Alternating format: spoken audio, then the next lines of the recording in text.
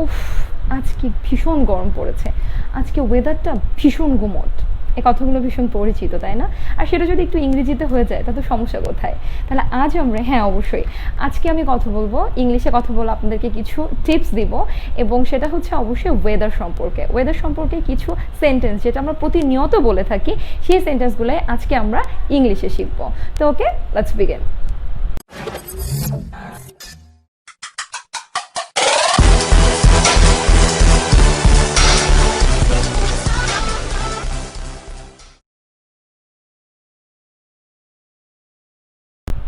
আসসালামু আলাইকুম everyone, welcome to my channel খুদে পাঠশালা। বিফোর ইন্ট্রো আমি আপনাদেরকে একটা কথা বলেছিলাম যে আজকে আমরা ওয়েদার নিয়ে কিছু সেন্টেন্স শিখবো। সেটা কি?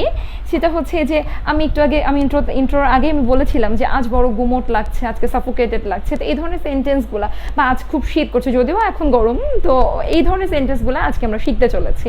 সেন্টেন্সগুলো হচ্ছে আজ বড় গুমোট, 1 ঘন্টা ধরে গুড়ি গুড়ি বৃষ্টি হচ্ছে, এবং হ্যাঁ সেটা হচ্ছে, এবং বৃষ্টিও হচ্ছে, গরমও কমছে না। তো আজকে এখনকার ওয়েদারটাই আমাদের এরকম যাচ্ছে। ঝড় উঠছে, ঘন ঘন বিদ্যুৎ চমকাচ্ছে, সূর্যের তাপ আজকে বেশি ছিল, আজ বড্ড শীত, ঝড় এখনও থামেনি, আজ দুর্যোগপূর্ণ আবহাওয়া। এই কথাগুলো আমরা ভীষণ অ্যাজ ইউজুয়াল বলে থাকি। তো সেটা যদি ইংলিশে বলা যায় তাহলে অসুবিধাটা কোথায়? কারণ ইংরেজি তো আসলে আমাদের কাছে একটা ইম্পর্টেন্ট বিষয় হয়ে দাঁড়িয়েছে, এবং সেটা কখনো কখনো আপনাদের পার্সোনালিটিকেও মেনশন করে যে আপনি কতটা সুন্দর করে ফ্লুয়েন্টলি ইংলিশ বলছেন, এবং সেটা যদি আপনার কথার ভেতরে কিছুটা স্মার্টনেস প্রকাশ পায় ইংলিশ বলার জন্য, তাহলে অসুবিধা তো নাই। এটা বরঞ্চ আমাদের কিছু কিছু ক্ষেত্রে, এটা আমাদের অনেক ক্ষেত্রে, কিছু কিছু ক্ষেত্রে বর্তমান সময়ে অনেক ক্ষেত্রেই এটা ভীষণ উপযোগী বিষয়, ইংলিশ স্পোকেন। তো আমাদের প্রথম বাক্যটা আজকে আমরা শিখে নেই, সেটা হচ্ছে আজ বড় গুমট। এই কথাটা আমরা বলে থাকি যে আমরা এই গুমোট ওয়েদার আমাদের ভীষণ সাফোকেশন হয়, আমরা সাফোকেটেড ফিল করি, তো দম বন্ধ লাগে, ভীষণ খারাপ লাগে, গরম লাগে, একটা ভ্যাপসা গরম কাজ করে। তো ওর একটা গুমোট শব্দের একটা মজার ইংলিশ রয়েছে, সেটা হচ্ছে যে আজ বড় গুমোট, it is very sultry today. সালট্রি শব্দটার অর্থ হচ্ছে গুমোট লাগছে, ইটস ভেরি সালট্রি টুডে। আজ বড় গুমোট, আপনি এই কথাটা ইজিলি বলতে পারছেন, it's very sultry today.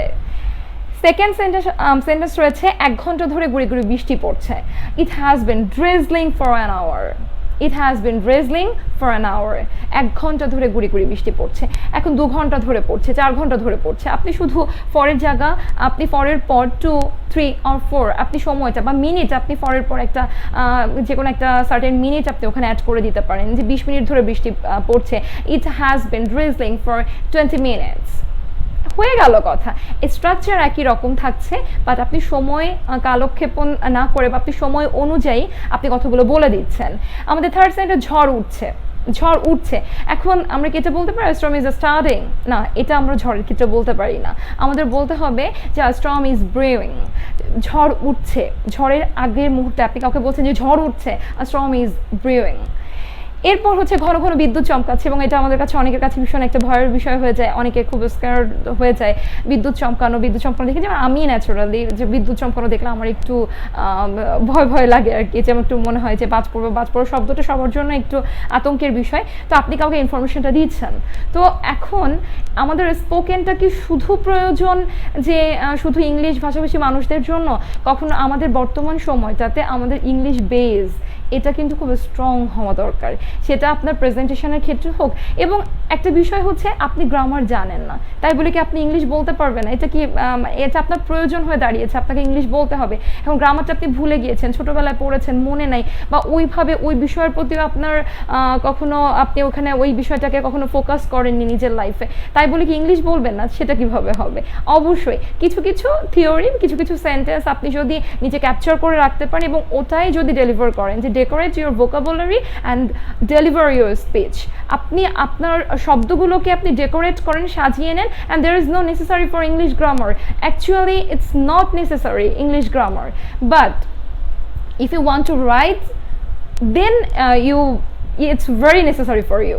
But spoken English grammar, applied English grammar, it's not necessary. Just decorate your vocabulary and increase your vocabulary, and obviously it's very necessary for you.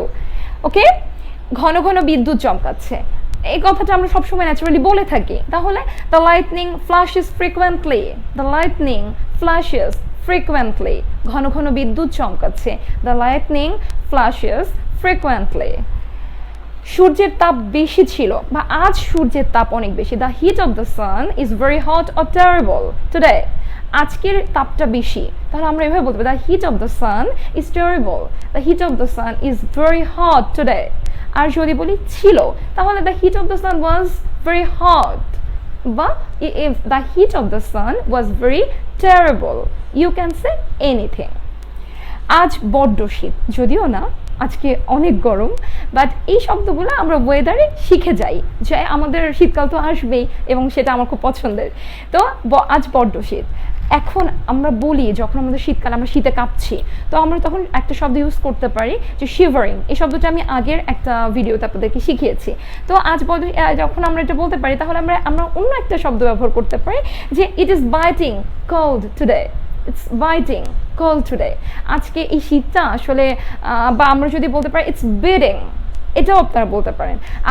আমি প্রনাউন্সিয়েশনটা আপনাদের শেখাচ্ছি, আমি কখনো আমেরিকান স্টাইলে কখনো British স্টাইলে, আপনি you can pronounce any kind of style you can use for spoken, but American style it's very easy and obviously American style it's to the at a time American style is very are used most used because American স্টাইলটা এখন বর্তমানে British তো আসলে অনেক পুরাতন এবং ওটা আমরা আসলে অনেক দিন 200 বছর শাসন করার ফলে ওটা আমরা আসলে ফেলে দিতে পারি নাই, ওটা আমরা অনেক বছর ধরে ক্যারি করেছি। কিন্তু বর্তমান সময়ে আমেরিকান স্টাইলটা আমরা ফলো করছি, মানে এটা most of the guys are following American style and American pronunciation.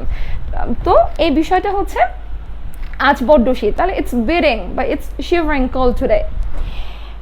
ঝড় এখনো থামেনি, আপনি কাউকে ইনফর্ম করছেন ঝড় এখনো থামেনি, the storm has not subsided yet, the storm has not subsided yet, ঝড়টা এখনো থামেনি, the storm has not subsided yet. আজ দুর্যোগপূর্ণ আবহাওয়া, আজকে আবহাওয়াটা অনেক খারাপ, তখন আমরা কাউকে বলছি যে it's very foul weather today বা it's very rough weather today. আমরা যে কোনো সেন্টেন্স ইউজ করতে পারি। তাহলে ভিউয়ার্স, আমি আপনাদেরকে শেখাতে চেয়েছি খুব সহজ করে, আর যেটা সব সময় চাই সেটা হচ্ছে ইংরেজিটাকে আপনাদের জন্য একটু সহজ করে দিতে। তো ওকে ভিউয়ার্স, আপনাদের ভিডিওটা ভালো লাগলে অবশ্যই লাইক করবেন এবং কমেন্টে জানাবেন কেমন লাগলো। And for more video subscribe my channel খুদে পাঠশালা। আল্লাহ হাফেজ।